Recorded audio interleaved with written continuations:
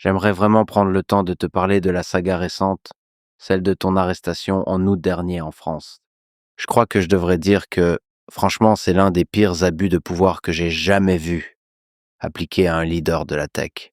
Et ça, aussi bien dans l'histoire récente qu'en fait, dans toute l'histoire. Donc c'est tragique, mais je pense que ça illustre bien ce dont on parlait. Donc peut-être que tu pourrais raconter la saga et expliquer ce qui s'est passé? Tu es arrivé en France? Oui, alors je suis arrivé en France l'année dernière en août, juste pour un voyage de 2 jours. Et puis soudainement, je vois arriver autour de moi une douzaine de policiers armés qui m'accueillent et me demandent de les suivre. Et en fait, ils se sont mis à me lire une liste d'un total de peut-être 15 crimes graves dont je suis accusé, ce qui était stupéfiant. Au début, je pensais qu'il devait y avoir une erreur. Et là, je me rends compte qu'ils sont sérieux.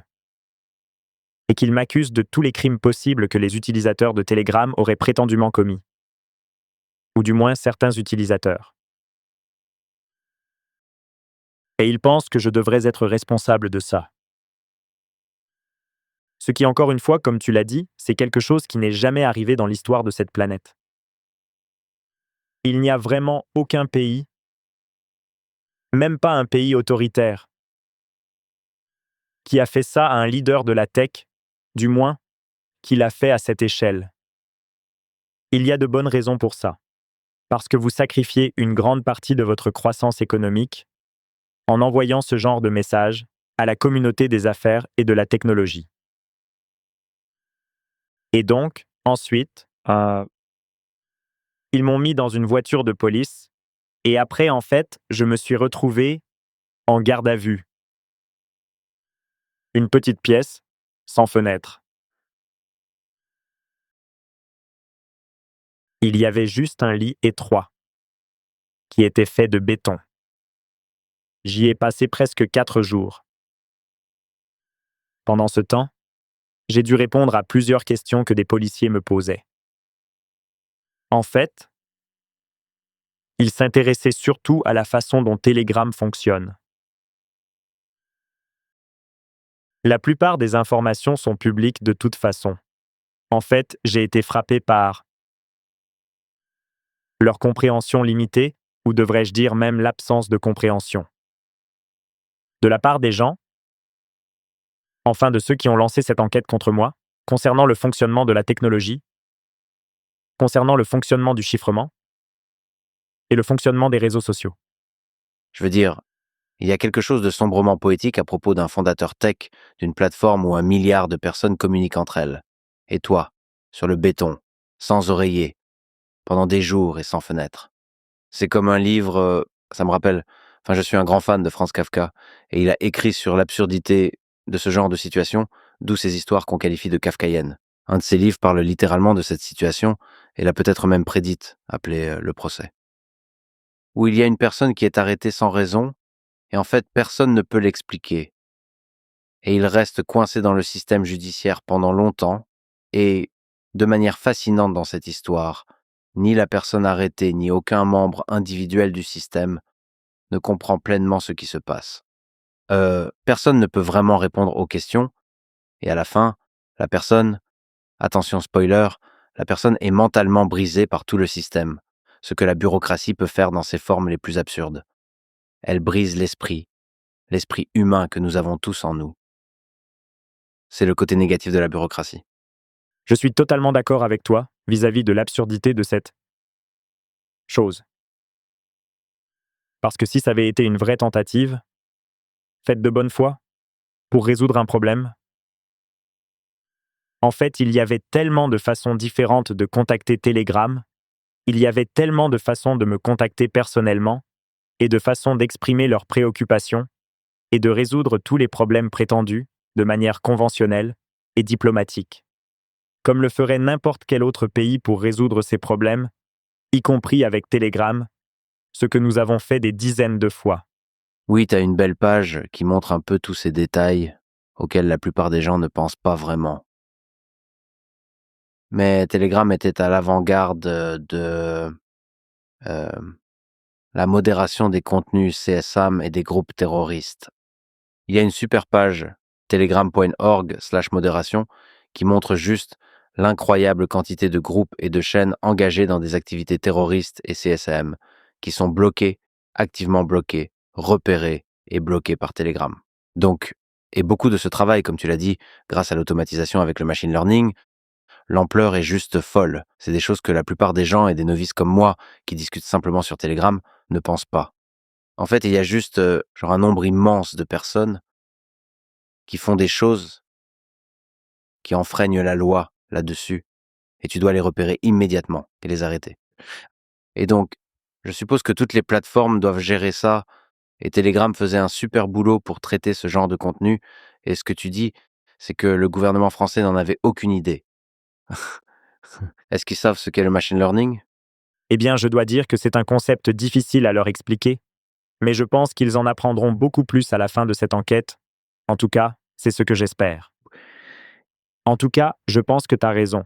Je veux dire, si on prend le cas de Telegram, on a lutté contre les contenus néfastes distribués publiquement sur notre plateforme depuis, maintenant, 10 ans. En fait, c'est depuis qu'on a lancé les chaînes publiques. Et depuis environ 8 ans, nous avons publié des rapports de transparence quotidiens sur le nombre de chaînes qui sont liées à la maltraitance d'enfants ou bien à de la propagande terroriste que nous avons fermées chaque jour. Chaque jour, on a dû en fermer, genre, on a bien dû fermer des centaines de chaînes. Et si t'inclus tous les types de contenus que l'on supprime, tous les comptes, tous les groupes, les chaînes, les messages, ça représente des millions d'éléments différents par semaine, des centaines de milliers chaque jour.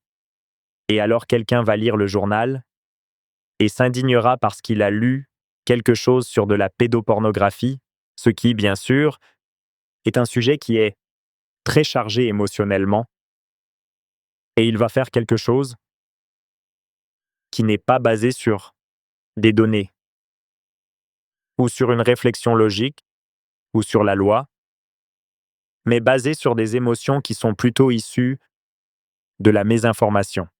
Ouais, je pense qu'on devrait préciser qu'il n'y a aucune raison qui justifie que le gouvernement français aurait dû t'arrêter. Mais nous y voilà, c'est ta situation actuelle. Donc pour être clair, tu dois te présenter devant un juge. C'est vraiment complètement absurde. Ça serait hilarant si c'était pas extrêmement sérieux. Tu dois te présenter devant un juge à des intervalles réguliers prédéfinis. Que penses-tu de cette expérience? En France, il y a ce qu'on appelle un juge d'instruction. Je pense pas que ça existe dans beaucoup d'autres endroits dans le monde. Mais ça veut dire que je ne suis pas en procès, mais qu'ils enquêtent sur moi.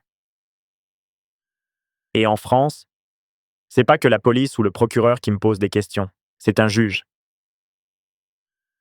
D'après mon expérience, c'est toujours un peu comme un procureur, mais qu'on appelle juge.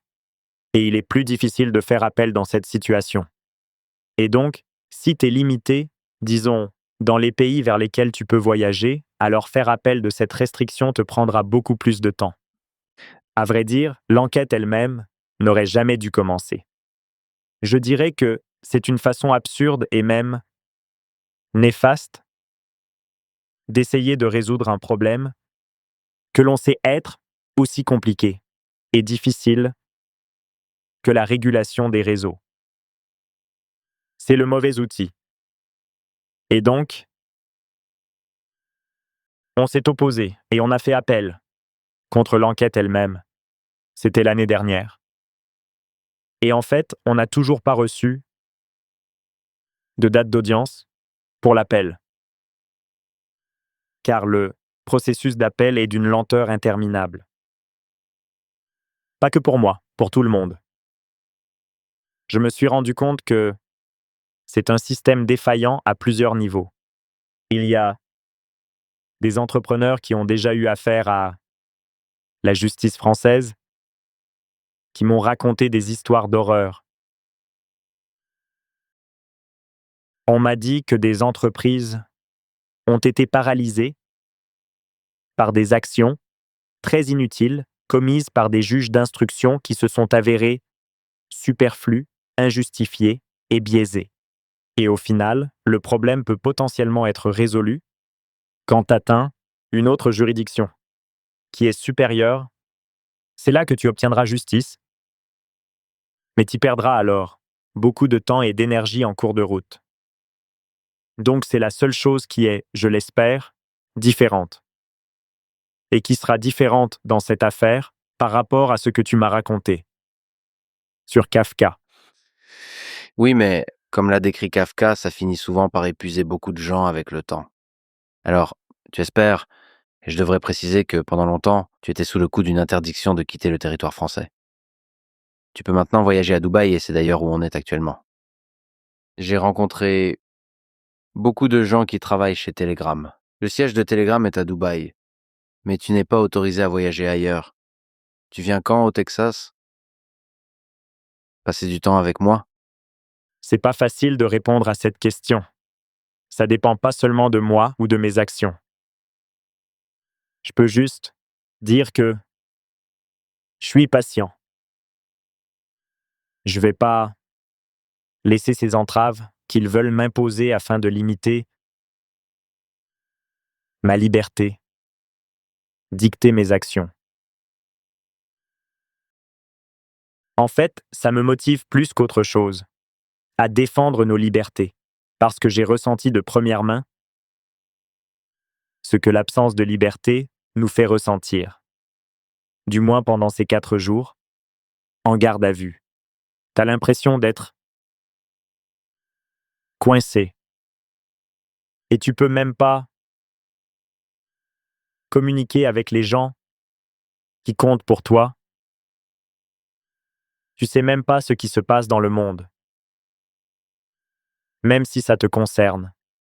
Mais j'ai pas de boule de cristal dans laquelle je pourrais lire l'avenir. Je dirais pas que je suis pessimiste. Heureusement, je pense qu'on a réussi à progressivement lever la plupart des restrictions qui ont été initialement imposées à ma liberté en août dernier. Si le gouvernement français ou son service de renseignement réclamait une forme de backdoor ou demandait à avoir accès aux messages privés des utilisateurs, que leur dirais-tu? Y a-t-il la moindre possibilité pour eux d'accéder aux messages des utilisateurs? Non. Et ma réponse serait très claire. Mais elle serait pas très polie, donc je vais la garder pour moi. C'est bien de le dire ici. Je préfère te prévenir, tu portes une cravate quand même. Ouais, c'est un programme très sérieux, réservé aux adultes. Ouais, mais c'est quelque chose qui peut préoccuper les gens. Quand il y a tellement de pression des gouvernements, à force ils t'auront à l'usure et tu risques de craquer. Et bien sûr, d'autres endroits vont utiliser ça comme propagande pour t'attaquer. T'es attaqué par pratiquement toutes les nations. Donc au final, c'est plutôt difficile d'opérer dans ce médium. C'est difficile d'être toi, te battre pour la liberté et préserver la vie privée des gens. Que dirais-tu aux gens pour les rassurer et qu'ils sachent que tu ne vas pas sacrifier les principes que tu viens d'exprimer? Si le gouvernement français continue de pousser, Je pense que le gouvernement français est en train de perdre cette bataille. C'est une bataille vaine. Plus je subis de pression et plus je deviens résilient et défiant. Ouais. Et je pense qu'au cours des derniers mois, j'ai pu le prouver quand il y a eu des tentatives d'utiliser ma situation étant coincé ici en France. On est venu vers moi pour me demander de faire des choses dans d'autres pays, de bloquer certaines chaînes, changer le fonctionnement de Telegram, et non seulement j'ai refusé, je l'ai dit au monde entier. Et je continuerai de parler de ça, à chaque fois. Tout gouvernement, et dans ce cas, particulièrement le gouvernement français, essaie de me forcer à faire ce qu'ils veulent. Et je préférerais perdre tout ce que j'ai plutôt que de céder à cette pression. Parce que si tu cèdes à cette pression et que tu acceptes quelque chose qui est fondamentalement mauvais et qui viole également les droits d'autres personnes, tu vas être brisé. Tu ne deviendras que l'ombre de toi-même. À un niveau biologique et spirituel très profond. Je préfère éviter. Il y a probablement des gens dans le monde qui pourraient le faire, mais moi je m'en fiche. Telegram disparaîtrait aussi. Ce que les gens ne comprennent pas, y compris dans les services de renseignement ou les gouvernements, c'est que je m'en fiche. Je m'en sortirai.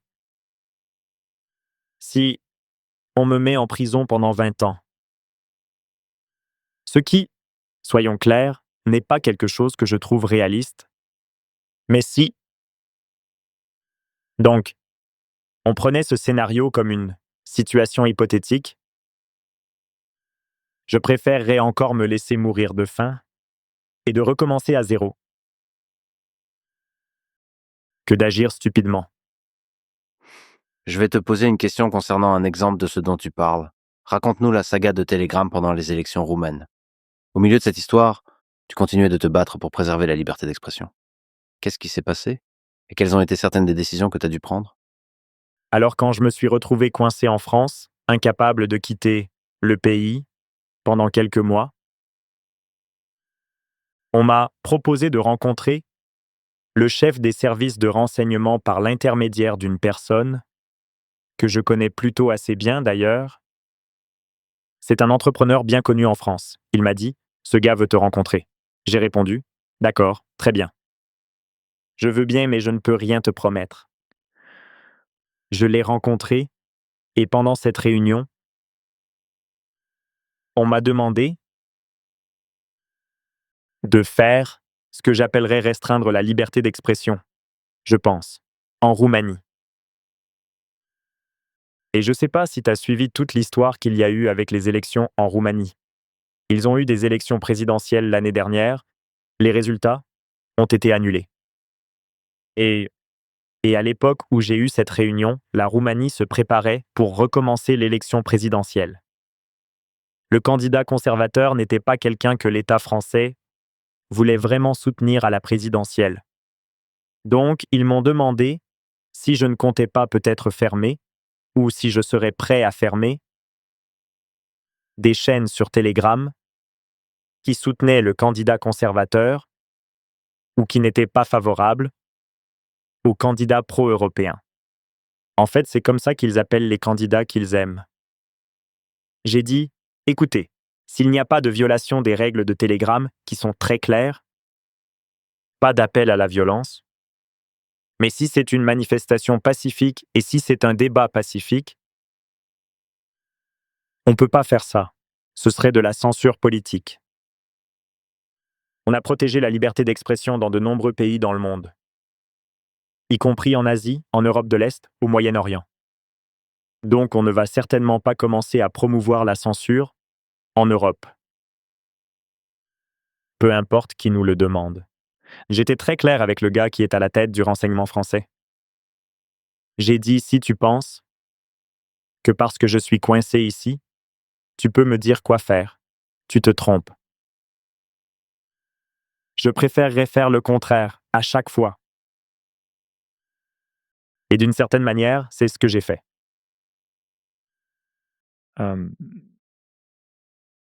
J'ai eu un petit débat avec lui sur la moralité de sa demande, et puis, au bout d'un moment, j'ai simplement révélé le contenu de toute cette conversation.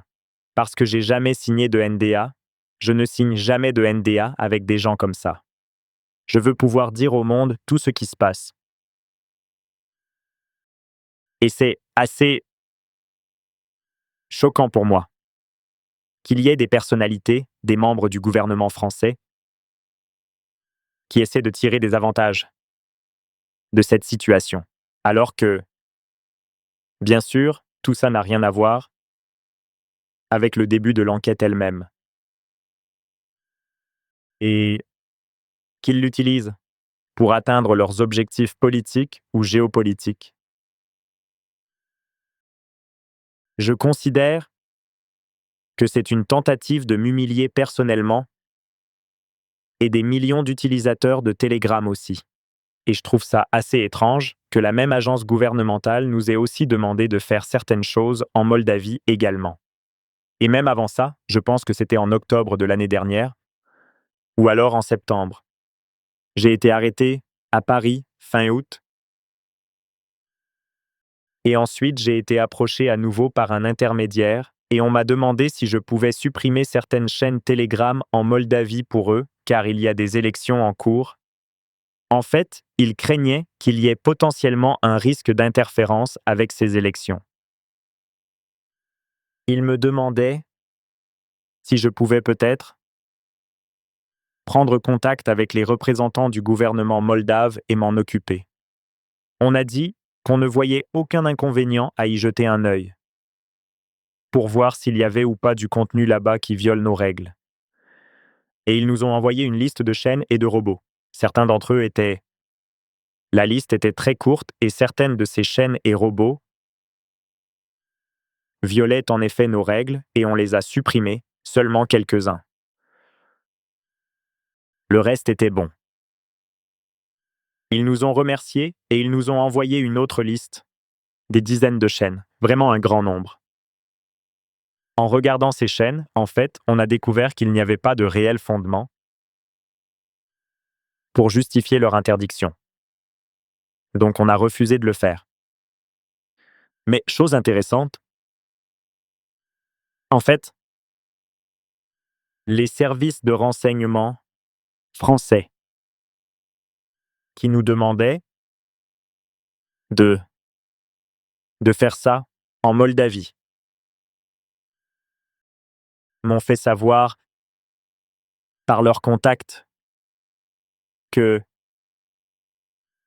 qu'après que Telegram ait banni les quelques chaînes qui violaient nos règles, effectivement, en Moldavie, ils ont parlé à mon juge, le juge d'instruction de cette enquête qui a été lancée, celle qu'ils ont lancée contre moi, et ils lui ont dit de bonnes choses à mon sujet, ce que j'ai trouvé vraiment très étrange. Et c'était même choquant, je trouve, parce que ces deux affaires n'ont absolument rien en commun. Parce que, pourquoi quelqu'un parlerait à un juge d'instruction qui essaye de savoir si Telegram a vraiment bien pris les mesures nécessaires pour la suppression de contenu illégal en France?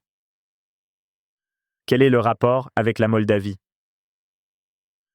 Je suis devenu très méfiant dès ce moment-là. N'oublie pas, ça s'est produit après qu'on ait bloqué quelques chaînes qui violaient nos règles, mais aussi avant qu'on ait refusé de bloquer une longue liste d'autres chaînes qui étaient parfaitement acceptables, avec des gens exprimant des opinions politiques, des opinions avec lesquelles je ne suis pas forcément d'accord, mais c'est leur droit de les exprimer. Elles ne sont vraiment pas extrêmes. C'est pas des opinions qui appellent à la violence. Et je trouvais que ça, c'était extrêmement alarmant. C'était vraiment un moment où je me suis dit qu'il pouvait y avoir plus de choses ici que je ne le pensais initialement. Au début, je me disais que certaines personnes ne comprennent pas comment fonctionne la technologie. Mais là, après cette affaire en Moldavie, je suis devenu beaucoup plus méfiant. Donc quand le chef des services de renseignement m'a rencontré à propos de la Roumanie, pour les aider à faire taire les voix conservatrices en Roumanie, j'étais déjà méfiant de ce qu'il pourrait faire en représailles. Oui, donc clairement, c'était une tentative systématique de te pousser à censurer des voix politiques que le gouvernement français ne partage pas. Et il faut souligner que tu as défendu la liberté d'expression, à la fois à gauche et à droite, tu n'es pas partisan. Donc c'est pas comme si tu avais une affiliation politique, une idéologie politique pour laquelle tu te bats. Tu veux créer une plateforme qui, tant qu'il n'appelle pas à la violence, permet aux gens de tous horizons et toutes idéologies d'exprimer leur opinion. Voilà tout l'objectif. En l'occurrence, pendant les élections roumaines, ce sont des voix conservatrices que le gouvernement français voulait censurer, car actuellement il penche plutôt à gauche. Mais si les rôles étaient inversés et que le gouvernement était de droite, tu te battrais contre la censure des voix de gauche, ce que tu as fait par le passé. Très souvent. Exactement. Ironiquement, on a aussi reçu une demande de la police française pour supprimer un canal de manifestants d'extrême gauche sur Telegram, en France. On a refusé de le faire, on l'a examiné. Il n'était pas violent. Ça nous importe peu à qui appartient la liberté d'expression que l'on défend, que ce soit des gens qui tendent plutôt à droite ou à gauche. Pendant le Covid, on a protégé, à la fois, la confidentialité des militants qui organisaient des événements Black Lives Matter, d'un côté, et de l'autre, ceux qui manifestaient contre le confinement. Nous, on veut protéger tout le monde tant qu'ils ne dépassent pas les limites et qu'ils respectent nos règles. Pas d'appel à la violence ou bien d'incitation à endommager des biens publics. Le droit de manifester est fondamental. C'est intéressant de voir que les gens qui n'ont pas vécu cette expérience, de vivre dans des pays sans liberté, ne se rendent pas compte, bien souvent, à quel point il est dangereux de compromettre progressivement ses valeurs, ses principes, ses libertés et ses droits. Ils ne comprennent pas ce qui est en jeu. Oui, c'est une mauvaise pente, au final. Pendant de nombreuses années, y compris actuellement, tu as parlé très positivement de la France. Tu adores l'histoire française, la culture française. Je pense que cette situation, cette erreur historique qui a été commise envers toi, c'est, pour faire simple, une énorme erreur d'un point de vue, relations publiques pour la France. Il n'y a aucun entrepreneur aspirant potentiellement à être le prochain Pavel Durov pour créer le prochain Telegram qui, en voyant ça, souhaitera opérer en France. Il y a, il n'y a aucune justification pour cette arrestation. La loi n'est pas, appliquée. Il y a toutes sortes de pressions, toutes sortes de comportements qui semblent, politiquement motivés, de réglementation excessive et de bureaucratie. C'est un cauchemar pour l'entrepreneur qui rêve de créer quelque chose d'impactant et de positif. Alors, qu'est-ce que tu penses qu'il faut corriger dans le gouvernement et le système français? Et en prenant du recul, parce qu'on peut voir des choses similaires en Europe, des choses qui pourraient aider les entrepreneurs, qui pourraient permettre d'inverser la tendance de ce qu'on semble voir en Europe, qui est en train de devenir de moins en moins accueillante pour les entrepreneurs. Que peut-on faire? Que doit-on corriger? Je pense que la société européenne doit décider si elle veut que la croissance du secteur public ne cesse d'augmenter sans arrêt. Selon eux, quelle est la taille idéale du gouvernement? Parce qu'aujourd'hui, si on prend la France par exemple, qui est un beau pays, avec beaucoup de gens talentueux, eh bien, les dépenses publiques représentent 58% du PIB du pays. Ça, c'est, je pense, autant, voire même peut-être plus, qu'aux dernières heures de l'Union soviétique. Et donc, il y a là un déséquilibre, dans lequel il y a beaucoup plus de gens qui représentent l'État français que de gens qui essayent plutôt de faire avancer l'économie du pays en créant de bons produits et de grandes entreprises.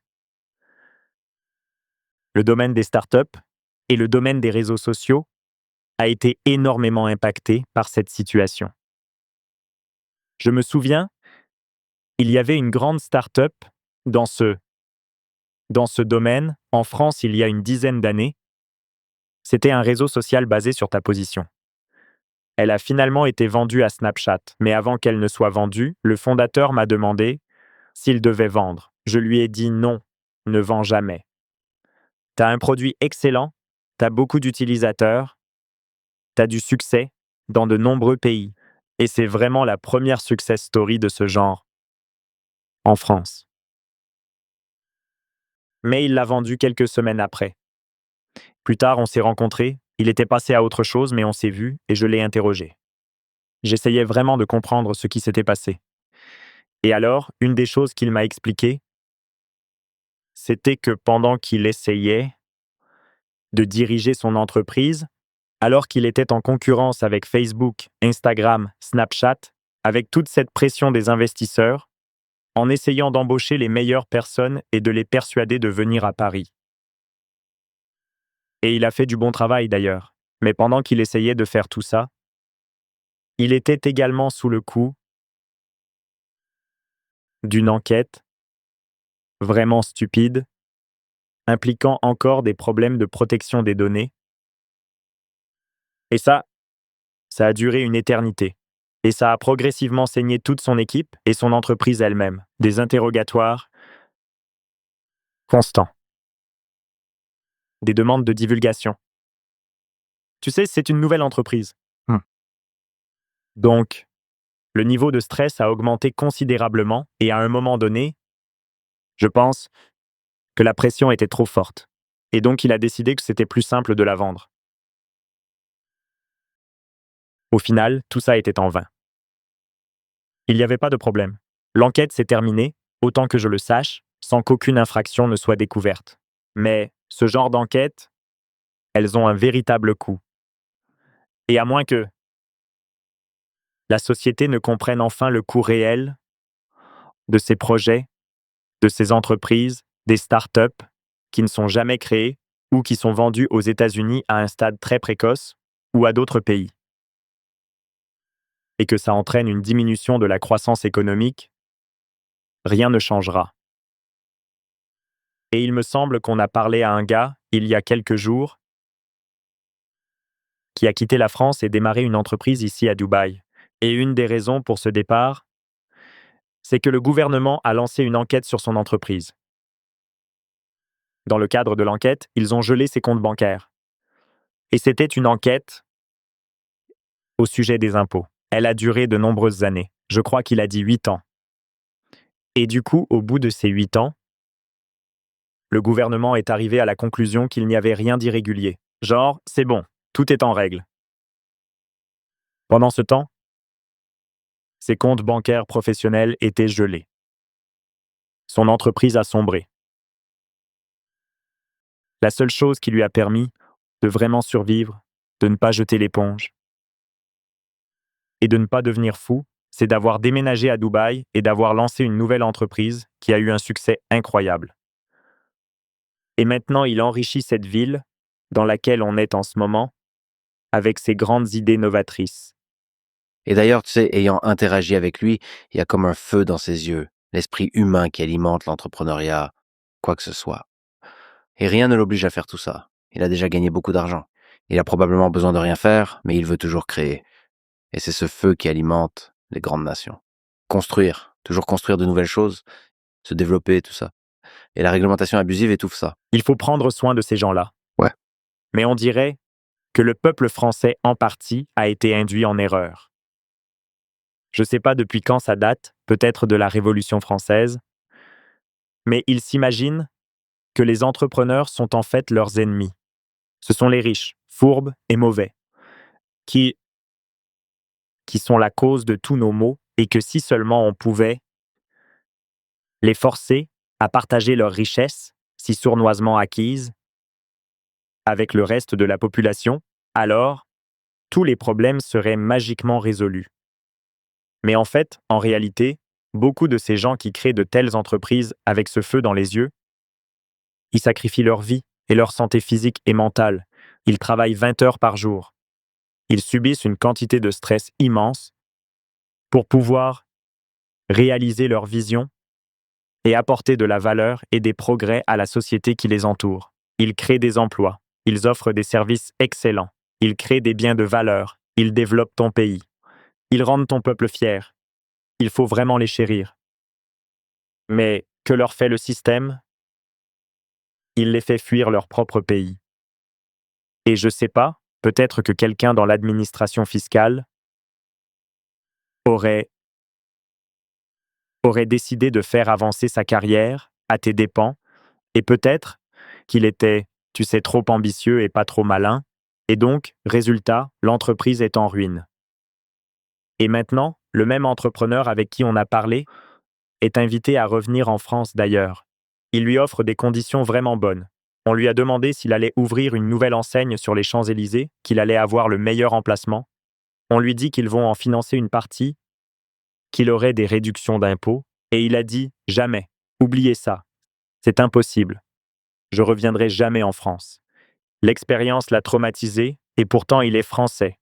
Il est né là-bas. Il a un passeport français. Donc, à moins que ce genre de choses ne change, la France, et le reste de l'Europe, continuera de se débattre pour sa croissance économique, les déficits budgétaires, le chômage et tous les autres indicateurs sociaux et économiques pertinents. Ouais, ça me fend le cœur. De mon côté, j'apprécie la valeur historique et culturelle de beaucoup de ces nations.